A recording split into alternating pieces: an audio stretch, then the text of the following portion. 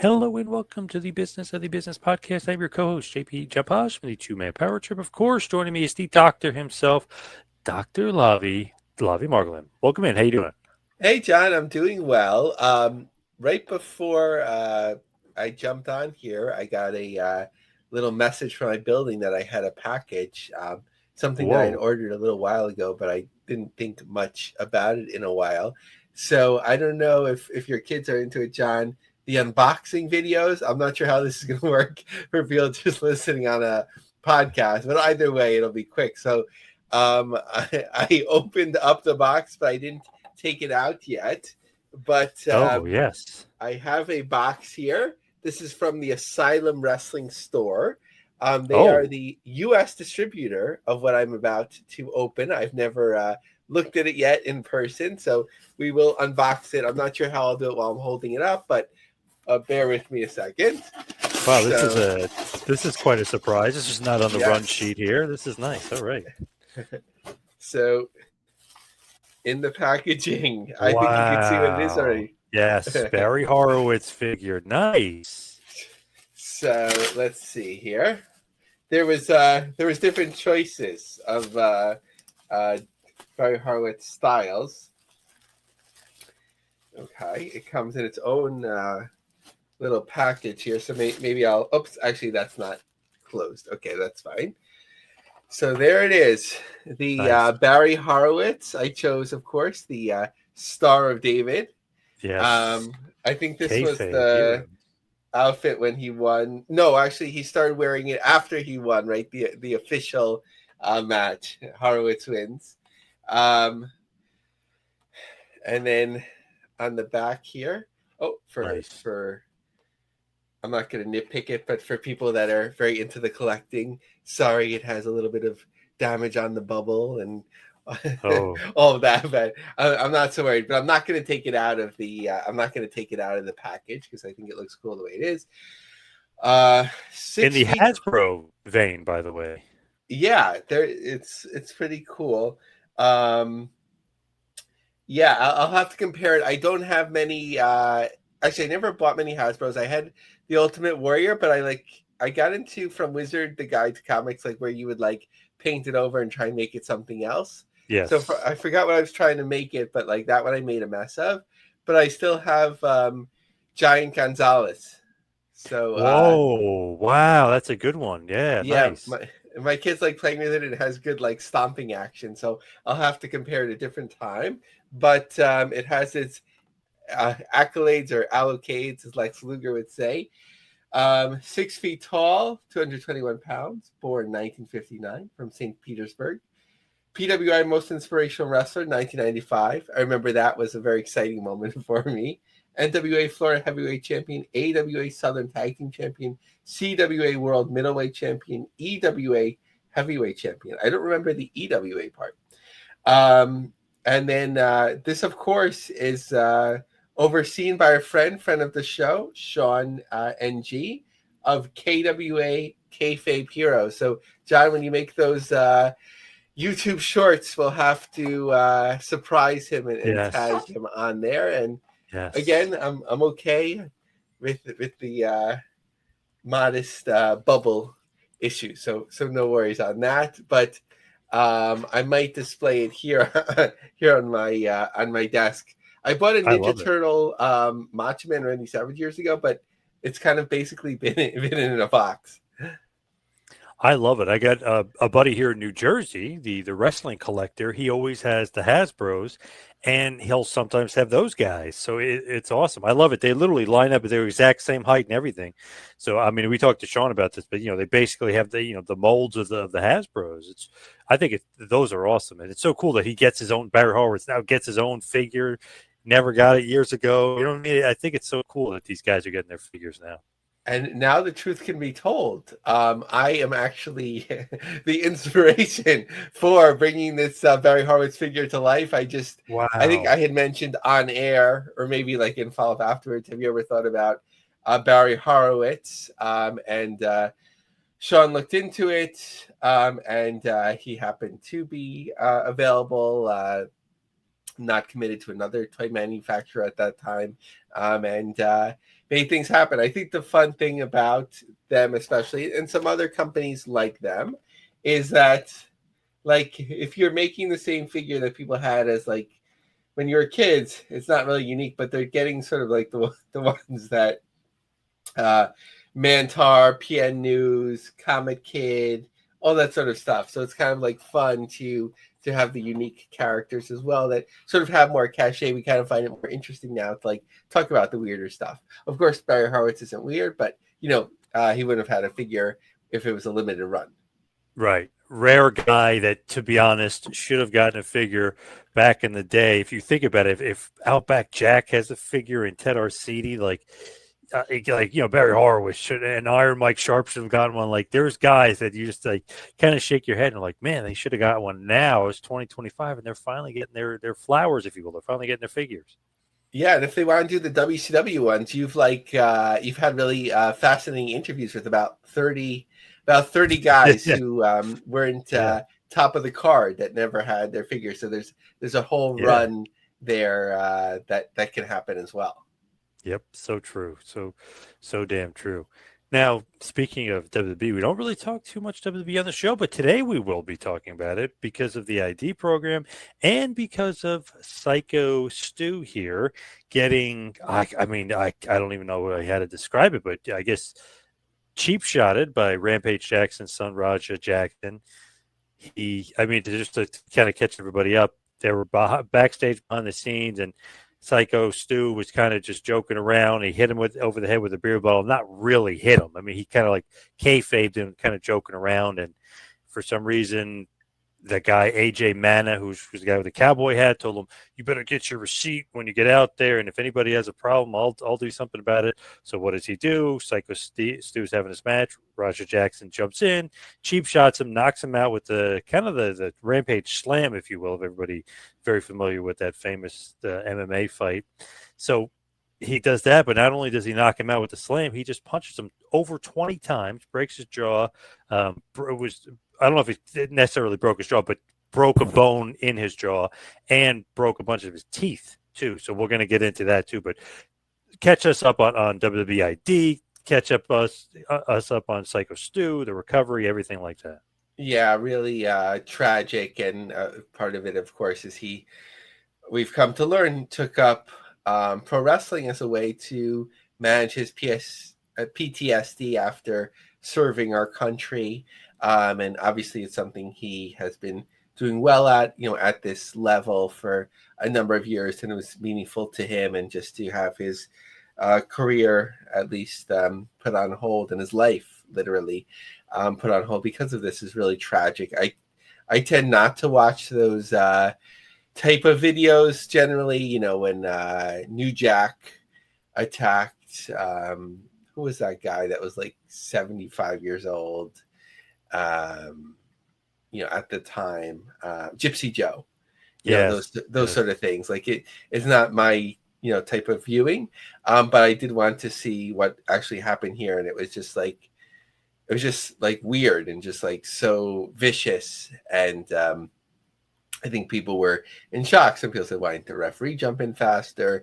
Like he wasn't expecting this, right? It's not like Big John McCarthy is there and like finally, another wrestler jumped in. But obviously, that's a very serious aspect. And there's a GoFundMe. Mr. Beast caught wind of it, and he donated $10,000. Somebody to credit, basically every time there's a GoFundMe of some note, meaning that it has enough publicity for people to notice and so on.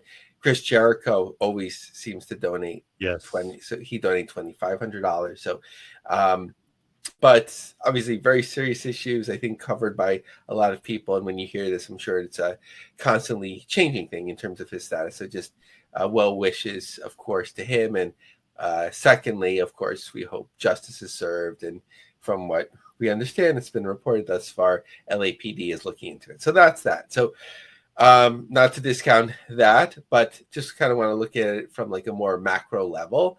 Okay, so WWE has been basically blessing training schools that have some sort of connection to WWE or long-standing relationships like Black and Brave Academy, and in this situation, Knox Pro. I think there was about 5, maybe up to 6 at a certain point where they would actually message and say, like, this is somewhere you should check out, not in so many words. And then there's the ID program, right, where they sign talents. I think that they released 3 today, as I didn't get to see the names, but a certain number of talent where basically they're on their Evolve shows from time to time. But for the most part, they're under contract and they're sort of making their way around the wrestling universe, kind of, as far as we know, unrestricted. There's never been that point yet where, Tony Khan, I think it said he might test it or something where, you book WWE ID talent and what happens. And of course, smartly, the talent has stayed away from what would happen. Yeah. But obviously they have to cut ties with Knox Pro because what the hell kind of operation they run in, you know what I mean? Yeah, so that's like immediately they're sort of like kind of, and it looked rinky dink. I mean, like from pro wrestling independence, we don't have that high expectations, but I don't know what was going on there, like what type of venue it was, and like just like the whole situation. Why was the locker room like outside? So like from like a corporate perspective, it's just too loose. Obviously, it makes them susceptible to things. And as like fans and so on, we want like WWE to be like, don't restrict things, let people do what they want, go to this company, go to that company. It's not fair. But from this perspective, you just have to lay out certain structures. So I'd imagine there's some things already, but let's say like when you think about training schools, you have to make sure, they have the proper insurance. What type of ring are they using? What are the venue expectations? If it's not WWE ID talent, who are the talents being used? Is there a background check on the trainers? Are there certain requirements of the people to train? Do you have to be, of a certain age? When you do shows, where will those shows be? And that sort of thing. For WWE ID talent, can they go anywhere? Are there certain other people that they don't want on the show? All that sort of thing that they're kind of figuring it out as they go. But you kind of see here that you have to do it, in a way that's a lot quicker.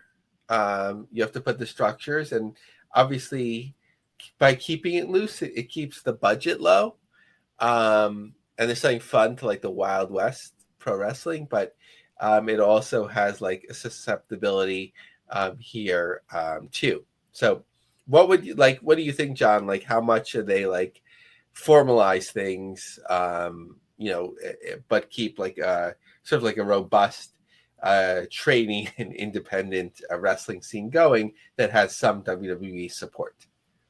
It just seems like if they're going to do that and put their name on it, everything you said as far as like, oh, you got a background check, you got to do this, you got to do that. But how could you do that with all these random places that they work? And even something like Knox Pro, which is on their ID program, they literally just put it on the ID program because of Rikishi, because he's the owner. Yes, I know Rusev came from there, there's a bunch of other guys and stuff, but it's really because of Rikishi, and he just because that's his WWE legend, and obviously 3 of his kids are in WWE right now, and they're on top of the card and everything else. So that was all kind of on like his reputation. Then you look a little deeper and you're like, well, I don't know if this school should be ID, and I think that's going to probably happen more often. There's going to be some sort of scrutiny on WWE's part of looking into all this ID program and all the different organizations are working with. I feel like there's definitely going to be some sort of like crackdown, or they're going to have to change something up, because it sounds great in principle, but you have to do a lot on the back end to figure out how to clean some of this stuff up. I mean, because this is horrible, because not only, that happens, it was kind of a, Raja Jackson, obviously, if you look at him, he probably needs mental help. There's something off with him big time. Definitely. And I'm not just saying that to make fun of him or disparage him. I'm just saying you could tell by what happened in the incident, he definitely needs some sort of mental help. and this guy's in and around Knox Pro. Does Rikishi know? You know, like there's so many like ifs, ands, and buts going on with this stuff. So you just don't know like who you're kind of dealing with and stuff. So they got to do something to crack down because it can get kind of scary. And if you look at it too, I forgot to mention this. I don't know if you noticed this. The other wrestler that was in the match with the Syko Stu, he pinned him after the match. The ref counted to 3 while the guy was almost dying. Can you believe that? So it's just like Wow. that. Then WWE sees that and it's like, holy, what kind of organization are we tied to here? Yeah, it's crazy. I mean, especially once you're like, semi-pro or whatever it may be, like it might be like, okay, you always have to keep going, and like sometimes it's like unbelievable, like to like even realize like, is this planned or Yeah. whatever it may be. So it's just like a whole mess. I think you have to like they've been very ambitious. I know Triple H is, like much more open in terms of the wrestling community, like in terms of working with others and so on, except AEW, of course. Yeah. But like you have to take a step back, and it's better to have like two schools and 12 promotions that you actually know, where you're kind of filtering the ID talent in and out. Look, GCW, and you wouldn't want and there's risk for that, right? Because some of their biggest shows are like death matches and so on, but less and less these days. But so you even have to mitigate that with them. But let's say they do what were the articles that they're contracted to around like 50 something shows a year, whatever it may be. So if there's 48 that you could send town to, that's like 48, right? And then you have TNA and you have AAA now and so on. So like you could do these things, but like the independent wrestling scene is entertaining, not for these extremes that happen here, but just because it is like wacky. And it is fun to go like to a show in like an unexpected place in a weird venue, and that's part of the story. But that's not really like the expectations if you're training like professionals and like to be associated with that. And I don't know if he was like really defending him, but he sounded like he was defending him. Mark Henry was like defending Jackson. I was like, holy crap! And you're kind of affiliated with WWE, and your son is kind of going through through the NIL program, and you're going to defend that. So if you're WWE, even on that end, you have to like watch who is defending like heinous actions and stuff too, and you got to like maybe not rid yourself of guys like that, but Mark Henry probably needs a talking to if he's going to defend stuff like that. I mean, that's just insane. Yeah, and clearly, I'm a big Quentin Rampage Jackson fan from back Oh, in the me too. day, He's one of the best. Yeah. but I had no idea if he had kids, how many kids he had. And this guy like Right. was a complete unknown. I didn't know he was hanging around the wrestling business. Obviously, that gave him the in, and like you sort of like have a heightened expectation of like somebody that comes from like a famous family, or at least like somebody that and it's you sort of want to be like buddy buddy because it's kind of like cool. Like Quentin Jackson seems like a fun person, whatever it may be. So like so that gives them an in. I guess that's like the challenges with like celebrity culture, and as we talked about thematically last week, even like who should be around the business, who shouldn't, and so on. So obviously, certainly the law should get involved, and they might sue this person. I don't think this event had any particular connection to WWE to where that they would like be able to stretch it to a WWE lawsuit, but you're not too far away from that if you're affiliating with a promotion like this, even if Rikishi's name is on it. This is the first time I want to hear Rikishi on a podcast because he always has something to say. I'm Yes. not Yeah. sure what day it usually comes Yeah. out, or if he's just going to be careful and not say anything. Yeah. Yeah. He's always got something to say. Let's hear you say something now, Rikishi. Come on, man. I love Big Quiche, but man, this is going to be a rough one for him. But, Um, speaking of WWE and everything that's going on, I know we're talking about ID stuff, but what about NXT? It seems like they're like doing pretty well attendance wise. It seems like maybe, and, how's TNA doing attendance wise? So go over maybe some NXT stuff. yeah, so like sort of like since the NXT shows, we'll get to numbers soon, but I think it was like 14 this year that have taken place thus far. Sort of like tickets are on sale that are of some scale, meaning that they're on Ticketmaster or equivalent sites, so that WrestleTix is tracking it. I thought that they were doing particularly well, but when you compare it to the recent past, some surprises, and compared to TNA this year, some surprises too. But just ahead of that, one of the most interesting things that they're doing right now is this triple shot from September 5th to 7th. Of course, Spartanburg Memorial Auditorium, North Charleston Convention Center, Augusta, Georgia, kind of like old Crockett or NWA kind of B-towns, I guess. And I apologize if I'm messing that up. Like, no, this is a major city or whatever. But in smaller venues at the least, in terms of these shows. So the first show, it's a pretty small setup, Spartanburg Memorial Auditorium on the floor, pretty small setup. 3/4, I would say, of the seats are gone on the floor. No WrestleTix coverage yet. I gave them a heads up that they can actually count this on Ticketmaster. And then there's a GA balcony, but I would say a few hundred tickets advance from the reserved. Now, 9/6, 777 for a setup of 1490, and Augusta 597 for a setup of 1659. So I would say their expectations are probably not that high, but I think even with lower expectations, that doesn't seem like so great, in terms of an experiment there, John. Yeah, weird. Like all the Shawn Michaels is cooking, NXT is cooking, and it seems like on the surface, seems like they're doing good, but not even compared to like 2023. They were like way down tickets wise. So I don't know if they're running smaller venues and it's lower expectations, and I know they're on CW now, so maybe I'm thinking they're hotter than they are, but weird. They're like WWE is super hot. I don't know about NXT, to be honest. Yeah, what was interesting, and of course, like, I think there's a way to look at these numbers where, like, you could probably come up with all different sorts of outcomes. You could take out outliers, Right. that sort of thing.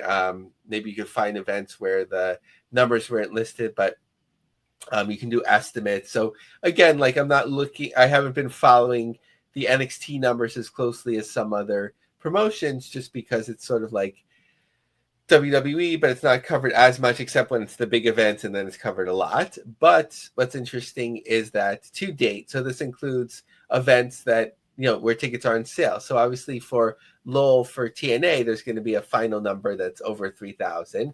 And for NXT, there's going to be, if we're to count Worlds Collide for this purpose, obviously they'll come up with a number that's higher than 1,750 at the end of the day. But what was interesting is that for this year, using like apples to apples, NXT has 14 events, TNA has 11 events that are tracked in this way. NXT 2142 average and TNA 2347. So basically the equivalent of one another. John, like, off the top of your head, if we were to say like 2025, do you think that they would have been like even? Like, how would you think like NXT would be doing?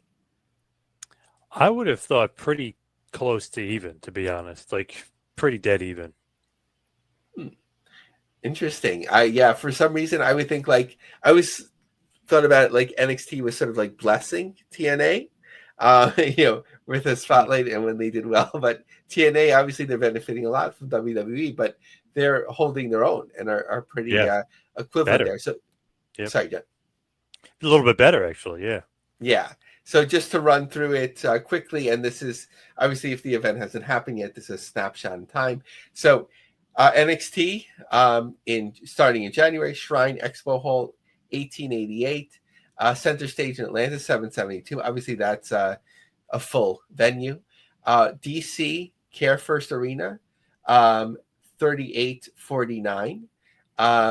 Cincinnati Andrew J. Brady Music Center, 1397. So that was a TV taping that came across really well. Theater at MSG 4775. So that's a sellout. April 19th, Stand Deliver T-Mobile Arena, 7,000. Fountain Blue in Vegas, 1888. Back to Center Stage, 768. 713 Music Hall in Houston, 1495. Philadelphia, the Met, presented by Highmark, 1665. Lowell, 1830. And that show would have just occurred. So that's a final number there. Then we talked about the triple shot. The first show wasn't counted in the numbers. And Vegas, of course, World Collide at the moment, 1754. So that's a little bit informative too, because in some of those venues, that was the max capacity. For TNA, Curtis Colwell Center in Garland, Texas, for 4,032. In LA, Galen Center, this was estimated at a little bit over that, like 4,500, 4,250. That wasn't in the numbers here. Mullet or Muley Arena, Tempe, Arizona, 1807. UBS, for this purpose, WrestleTix has it at 7042. Baltimore, double shot, 1912, 1293. Armory, Minneapolis, so this is happening soon. 482, 628. Edmonton, these numbers will continue to grow. They're doing very well there. 1861, 1725. Lowell, 2964.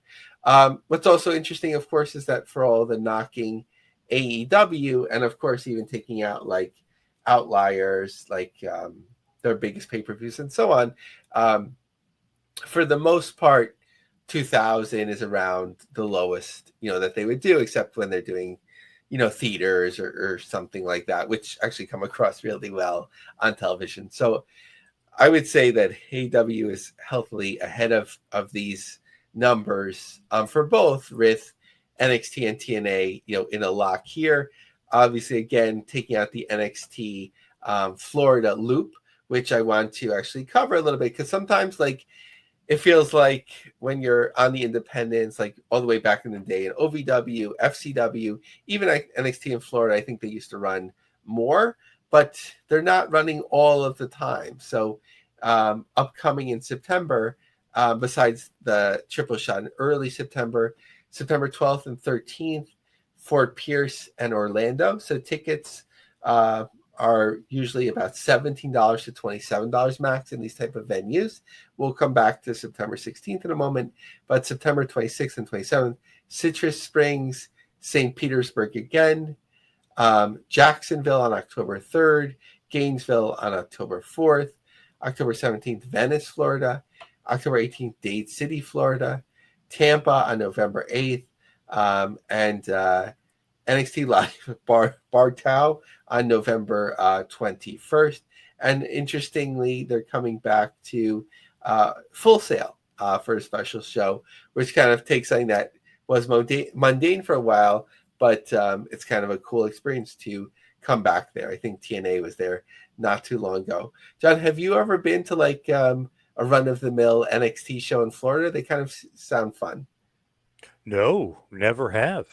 Oddly enough, I used to been to a few TNA shows down in Florida, to the old tapings there, but never at Full Sail, never NXT. Was that back in the day when you had to like it was free, but you had to stand online for it? Yes. Yep. Okay. So how early did you have to get there, and what was that like? To be honest, we weren't. I mean, we were there probably like an hour early, but it wasn't like, to me, like that's not crazy considering the free tickets. You know what I mean? So it wasn't crazy.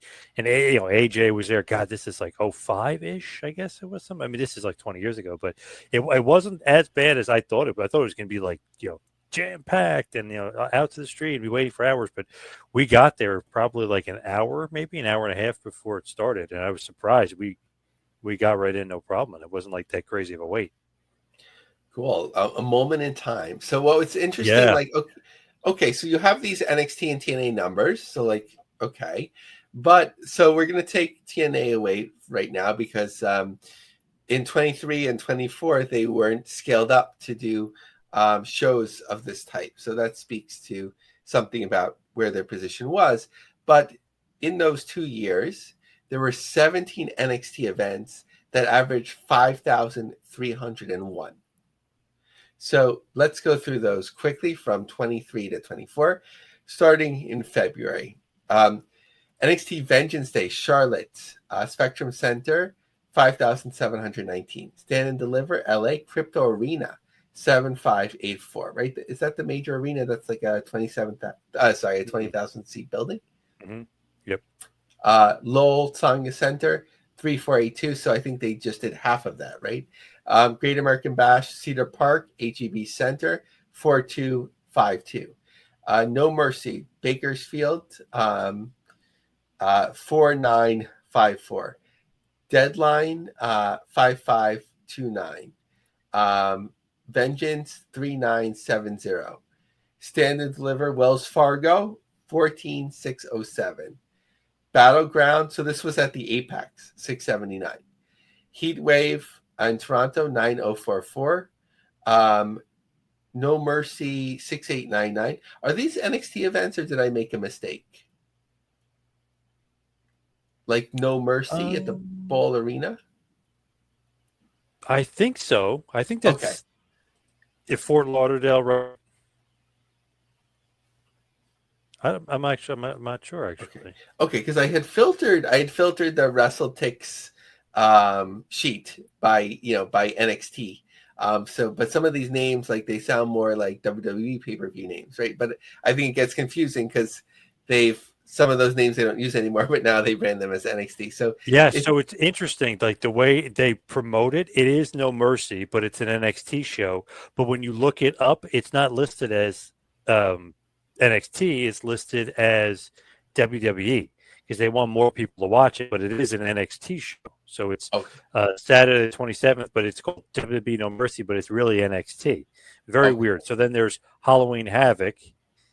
WWE Halloween Havoc, but it's really NXT Halloween Havoc. So it is weird the way that they are calling these like PLEs that are NXT WWE PLEs. It's weird. Yeah, it seemed to benefit them, especially like in terms of the branding and like these are so much more high profile. But then you start seeing here, so starting, I guess this is actually when they went to the CW, right? Like October 8th, the factory in St. Louis, 1832. Halloween Havoc, Giant Center, 4940, 2300 Arena, Minneapolis Armory, so the same venue that NXT is now running, 2000, and then in Lowell, 1838. So you could see there that drop off. What was it? A year and a half later, 3482, 1838, and then I think the recent Lowell show was also of a of a similar nature, 1830. So basically the same there. So it was hard to notice, but it's interesting to see like how much things have dropped off for NXT. I thought they were like picking it back up. I mean, with the CW success, I think they might be doing better than ever, overall. But in terms of like the high profile shows, things are down. Yes. So what about GC Dub? What's going on? Who's the Mount Rushmore? Is Killer Cross on the Mount Rushmore? What is going on at GCW right now? So it's interesting. There was a lot of hints of surprises. There were surprises. I think people were happy. It's interesting, like when you have surprises, because we had talked about this homecoming that it didn't look like a lot of tickets were moved in advance. So you're kind of saving that to sort of like build buzz, which isn't the worst idea. But let's see, Nick Gage returned. Not necessarily to wrestle, but sort of to speak, and he made it clear. Looks like he's in good shape too. So hopefully he's in a good position all the way overall. Brett named his Mount Rushmore Joey Janela, Matt Tremont, and Effie, in addition to Nick Gage. And then Killer Cross and Lady Scarlet arrived as well. So that was their first appearance there in the indie scene, I think. So interesting to see, like, I think you can bring in names, but start building up buzz, but to see like what you do with them and so on. So that's yet to be seen. Then they announced a return on October 11th and 12th for Fight Club weekend, back to the Juggalos, the Art of War game. So I don't know, John, like this doesn't seem to be picking up the momentum that I expected originally, but they're going to that well. So we'll see we'll see how that works out. Of course, no offense to friends of the show, our guests, Brett and Violent J, but something has to happen. I Oh, it'll gave them pick the up with War roadmap. Games. Yeah, Oh yeah, you it'll have the pick up with War Games. It'll pick up though, I think. yeah, and I gave the roadmap. They know what they need to do. Yes. So okay. So what else is upcoming? So Detroit on September 12th, Indianapolis on September 13th, Mesa, Arizona on the 19th. LA is showing, not surprisingly, showing the most momentum at the moment. That, of course, the site, as we've talked about, has the frequent sellouts. September 20th. Bloodsport is its own thing in the UK, September 28th. Anchorage, Alaska, October 4th. And then back to Atlantic City. Some shows, of course, will fill in between. Then a month later on October, not a month later. They just have a week to get back from Alaska to Jersey. October 11th and 12th over there. So we'll see the War Games. Sometimes, like, I felt like the first time promotion use that sort of thing, MLW and so on, like it has a certain cachet. And I know GCW has done that gimmick well, but we'll see what happens here. How about TNA Wrestling? What is the latest? I know we talked a little bit about them. We're talking a little bit about their attendance, but what's going on with their executive team and maybe even some shows coming up? Yeah, so quietly, and it doesn't change anything right now in terms of the day-to-day, but for those of us that follow the executive movements, there was two that were on the list that it seemed like they were removed from TNA, but they were still involved. So I did a Wayback Machine November screen capture. So Ed Nordholm, who was like the first person that was involved, like overseeing TNA, and Anthony Ciccione, who was in his last role there as the president of sports. According to his LinkedIn, his position ended with Anthem on May 2025. Who was the producer that just left MLW, John? David Sahadi. David Sahadi. So he mentioned Anthony briefly on his podcast, and that's why I bring it up. I don't want to spotlight Anthony too much, as he's not necessarily a public figure, but since Sahadi mentioned him and he has been listed as a Anthem executive, just want to mention it, that Sahadi had mentioned that he was kind of he was put off when Anthony had called him, and he described it as 15 seconds that he had to let him go, basically, and then he was transferring him to HR. So he felt insulted there. So in terms of just looking at the executive team listings, so Nordholm and Anthony Ciccione, who at various points were long linked to TNA, are now no longer part of the executive team. Of course, Len Asper, Carlos Silva, Niral Merchant, chief financial officer, whose name was linked just once, like when they had that super show in the Middle East, where they sponsored it or they were connected to it somehow on the periphery. But then there's other presidents who aren't connected to the TNA side at all. Anthony Schuan, president of entertainment, David Keenis, the president of Hollywood Studios, which I think they had acquired, and then Michelle Hall, who's an HR advisor. I'm not sure if she's the person that when they say I'm transferring you to HR, or if there's other people, and Carol McDaniel, senior vice president of operations, Anthem Sports and Entertainment. So that's that. So just a little bit of that. We mentioned the shows briefly, but just looking at the upcoming Minneapolis, so kind of light on the ticket sales, sort of like what you would imagine like TNA a couple years ago doing if they were to hit the road in the hundreds. But again, Edmonton is something to watch, kind of like closer to their home base in Canada there. The Aspers, 1861, 1725. And of course, Lowell, like with the map movement here and there, sometimes it was overestimated, underestimated, but it's sticking at 3,000 for a while. We did see that with Slammiversary, so I guess we'll really know in the 2 weeks, the run up to the show, if they can break a record. That would be like, I think that was a really outlier. So I'm again pessimistic about it, but I am enough of a student of history to know that it could happen again. And yeah, and that's all of TNA for tonight. You're being a little pessimistic, but let's talk about MLW and some of the shows that they've got coming up. Yeah, so I think the most interesting one is the Charleston, South Carolina Don Gato show at the Charleston Music Hall. Looks like a cool venue. So thus far, out the door, 220 tickets for a venue that's set up to hold 607. Dallas, sometimes it's hard to tell, like we talked about on the show, how ticket sales are really moving, sometimes depending on what's been put on sale or not, but we'll see. Dallas, September 13th, LA, October 4th. Both of those venues have, at certain times, done really well for MLW, so we'll see. We talked about Charleston and Chicago on February 7th, Lucha Apocalypto, the show that had been moved. How about WoW? What's going on with Paramount? What is the heck's going on over there in WoW Women of Wrestling? So we talked about this briefly when Paramount was for sale and closed, but I just wanted to come back to it. So Paramount is bracing for thousands of cuts by early November.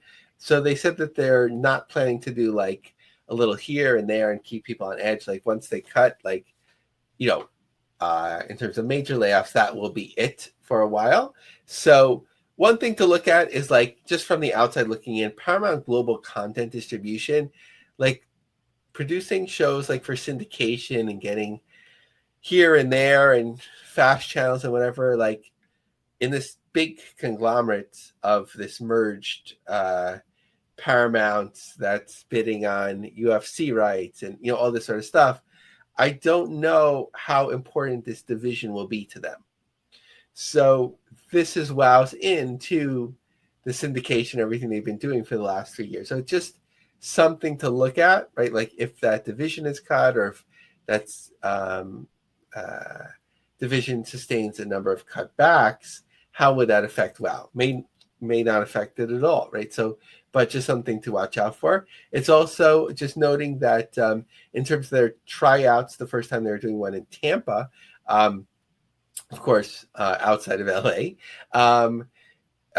those tryouts happened this month. So interesting to see, you know, what might come of that.